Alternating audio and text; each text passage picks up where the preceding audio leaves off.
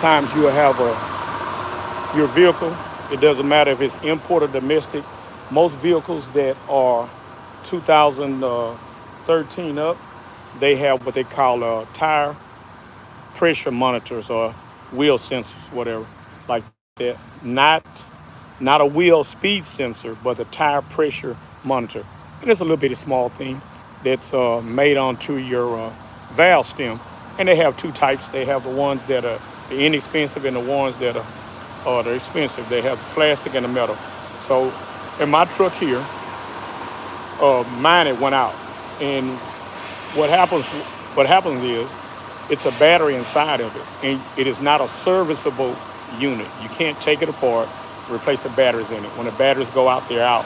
And when they go out, what happens is they don't be able to. It won't send the pressure to the computer. It won't send it at all. So what end up happening is you'll ride around and it'll make your check engine light, well, not the check engine light, but the service vehicle light will be on.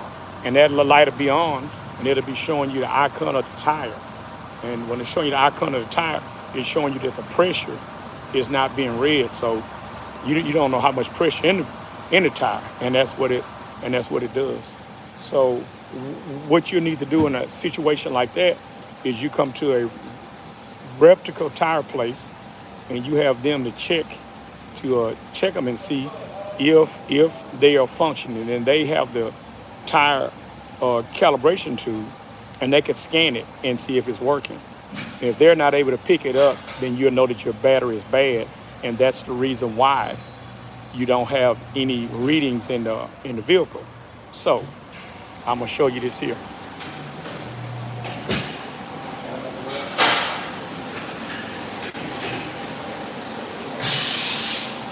This is what they look like right here. This right here is a wheel pressure sensor. As you can see, it is no way you can service this unit that you can take it apart. You can't do that. And this is the better one here. This is the better one here because it's metal. It's a metal one. So you don't have any chance of something hitting it and damaging it. The ones that I had in my vehicle when I put the rims on here over 4 years ago, the ones that I put on there wasn't metal like these. They were the ones that are the rubber. And so hence, they only lasted about 4 years. But the thing is, I would see the icon in my dash showing for the tire. And when I would click up on it on the service of my truck, when I do the oil change and stuff like that, it had got to a point where that thing wouldn't even tell me the pressure of any of the tires at all. It didn't tell me any pressure. So that's how I knew that they were bad. And in the previous video, I showed you all about them. This is the brand here, the brand right here.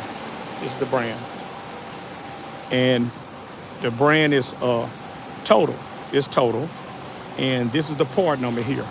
It's part number right here. And the part number is MX002A is the part number.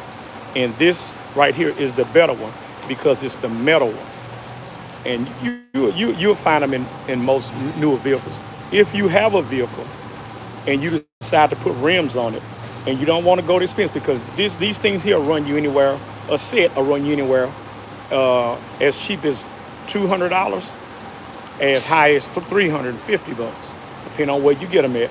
And usually that will include them setting the sensor up and also calibrating them to the computer of your truck. So you have to make sure that you get the right one for your vehicle. Make sure that whatever tire place that you deal with, that you have that you have some honest people, because hey, everybody's out to make money.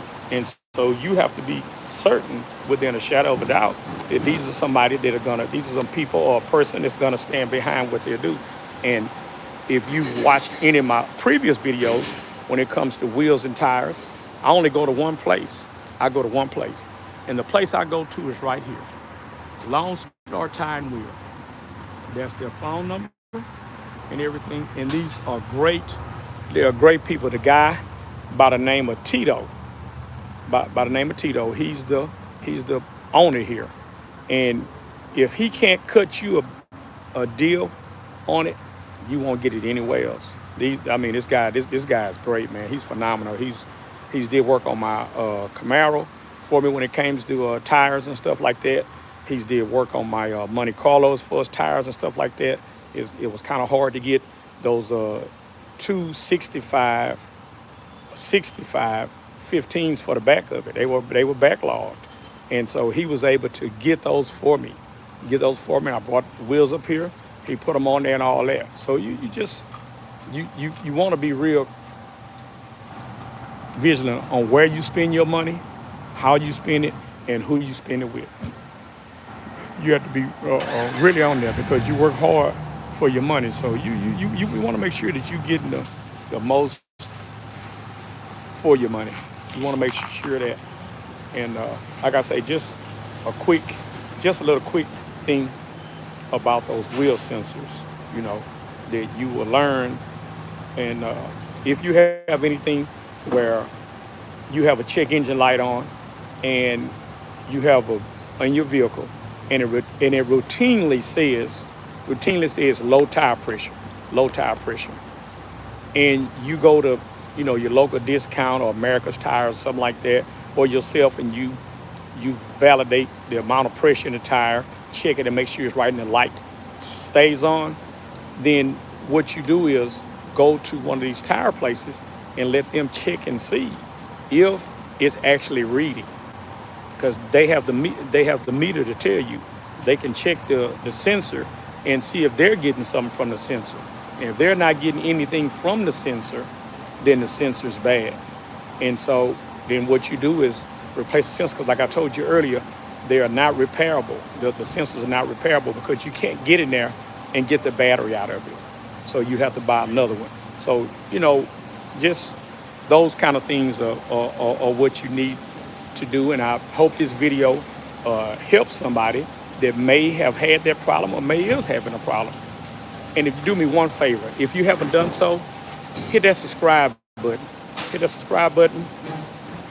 Share the video, and also hit like and comment, because I'm pretty sure, not just myself, but there's a lot of people that has that light on or having a problem with one tire, one wheel, that's always not registering in the dash or to the computer. And 9 times out of 10, it's a faulty sensor. So just have it checked.